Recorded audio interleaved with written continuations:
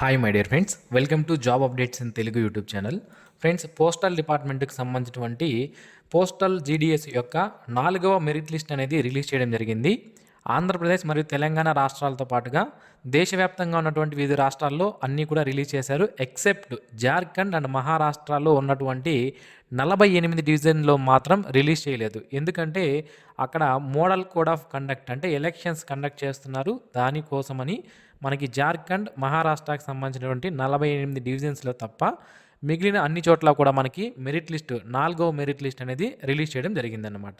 So ఇంతకు ముందే నేను మీకు చెప్పాను, చాలామంది ఒకే మెరిట్ లిస్ట్ వస్తుంది అనుకున్నారు. మనకి 2వ మెరిట్ లిస్ట్, 3వ మెరిట్ లిస్ట్, ఇప్పుడు 4వ మెరిట్ లిస్ట్ కూడా రిలీజ్ చేయడం జరిగింది. సో నెక్స్ట్ 5వ మెరిట్ లిస్ట్ ఉంటుందని చాలామందికి డౌట్ అనేది ఉండవచ్చు. 5, 6 వరకు కూడా మనకి మెరిట్ లిస్ట్ అనేది వచ్చే అవకాశం అయితే ఉంటుంది. వన్స్ మనకి ఈ వేకెన్సీస్ అన్నీ ఫిల్ అయ్యేంత వరకు కూడా, అంటే లాస్ట్ నోటిఫికేషన్లో మనకి ఏవైతే వేకెన్సీస్ని రిలీజ్ చేశారో అవి ఫిల్ అయ్యే అంతవరకు కూడా మనకి ఈ మెరిట్ లిస్ట్ అనేవి రిలీజ్ చేస్తూ ఉంటారన్నమాట. కొత్త నోటిఫికేషన్ వచ్చేంత వరకు. సో కొత్త నోటిఫికేషన్ వచ్చి ఎప్పుడు వస్తుంది? నెక్స్ట్ ఇయర్ జూలైలో మనకి వచ్చే అవకాశం అయితే ఉంటుంది. అంటే 2025 జూలైలో నోటిఫికేషన్ అనేది రావచ్చు. అప్పటి వరకు కూడా మెరిట్ లిస్ట్ అనేది ఒక్కొక్కటిగా రిలీజ్ చేస్తూ ఉంటారు. అవి వచ్చినప్పుడు నేను మీకు తెలియజేస్తాను. సో ఇప్పుడు మీకు ఆంధ్రప్రదేశ్ మరియు తెలంగాణ రాష్ట్రాలకి ఏమైనా కట్ ఆఫ్ తగ్గిందా అనేది ఒకసారి మనం చూద్దాం. సో ఆంధ్రప్రదేశ్ రాష్ట్రంలో అయితే 4th మెరిట్ లిస్ట్లో మొత్తం ఎంతమందిని సెలెక్ట్ చేశారు అంటే 248 మందిని సెలెక్ట్ చేయడం జరిగింది. తెలంగాణ రాష్ట్రంలో 4th మెరిట్ లిస్ట్ ద్వారా ఎంతమందిని సెలెక్ట్ చేశారు అంటే మనకి టోటల్గా 206 మందిని సెలెక్ట్ చేశారు. సో అయితే నెక్స్ట్ 5th మెరిట్ లిస్ట్లో మనకి ఎంతమందిని సెలెక్ట్ చేస్తారు అంటే నియర్లీ 100 మందిని సెలెక్ట్ చేసే అవకాశం అయితే ఉంటుంది. మరి ఇప్పుడు ఈ 4th మెరిట్ లిస్ట్లో ఏమన్నా కట్ ఆఫ్ తగ్గింది అంటే ఎటువంటి కట్ ఆఫ్ మనకి తగ్గలేదు. తెలంగాణ రాష్ట్రంలో 95% వచ్చిన వాళ్ళకి జాబ్స్ అనేవి ఉన్నాయి. ఆంధ్రప్రదేశ్ రాష్ట్రంలో 100% వచ్చిన వాళ్ళకి జాబ్స్ అనేవి ఉన్నాయి. ఇలా మనకి ఈ మెరిట్ ఆధారంగా మనకి 10th క్లాస్లో వచ్చిన వాటి మార్కులను బేస్ చేసుకొని సెలెక్షన్ చేయడం ద్వారా పూర్వ విద్యార్థులు ఎవరైతే ఉన్నారో వాళ్ళు చాలా నష్టపోతున్నారు. ఆల్రెడీ వాళ్ళకి ఏజ్ అనేది చాలా దగ్గర పడిపోయి ఉంటుంది. ఈ కాంపిటేటివ్ ఎగ్జామ్స్కి ఏజ్ అనేది అయిపోయి ఉంటుంది. సో అలాంటి టైంలో ఇలాంటి జాబ్స్ అన్నా తెచ్చుకుందామని చాలామంది ప్రయత్నిస్తుంటారు.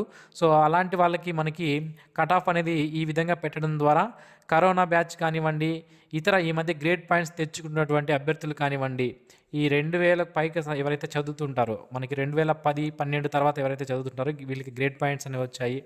సో వీళ్ళకి అందరికీ కూడా 100కి 100% ఇవ్వడం వల్ల, ఫర్ ఎగ్జాంపుల్ మనం కరోనా బ్యాచ్ తీసుకుందాం. అక్కడ 2 సంవత్సరాలు ఆంధ్రప్రదేశ్లో 100కి 100 మార్కులు ఇచ్చేశారన్నమాట. వాళ్ళకి 100కి 100% అనేది మార్కులు కలపడం జరిగింది.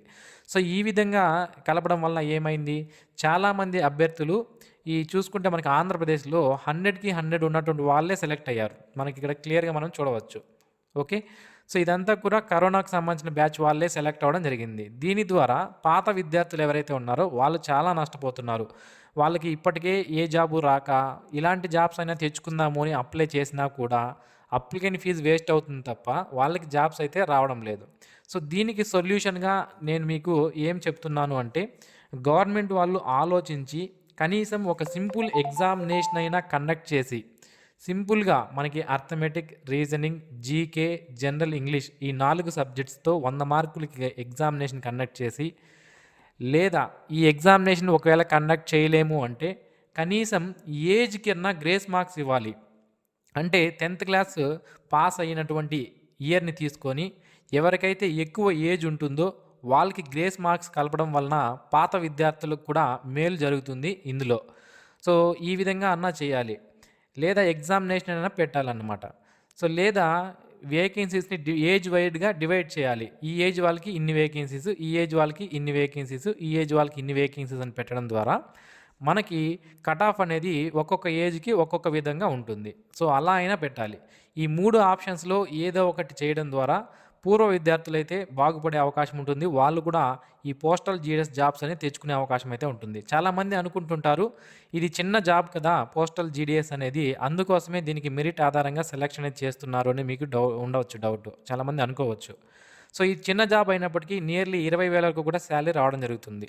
అలాగే 2-3 ఇయర్స్ మనం ఇది జాబ్ చేసిన తర్వాత పోస్టల్ డిపార్ట్మెంట్లో లోయర్ డివిజన్ క్లర్క్, అలాగే పోస్టల్ అసిస్టెంట్, షార్టనింగ్ అసిస్టెంట్ అనే జాబ్స్కి ఎలిజిబిలిటీ అనేది వస్తుంది.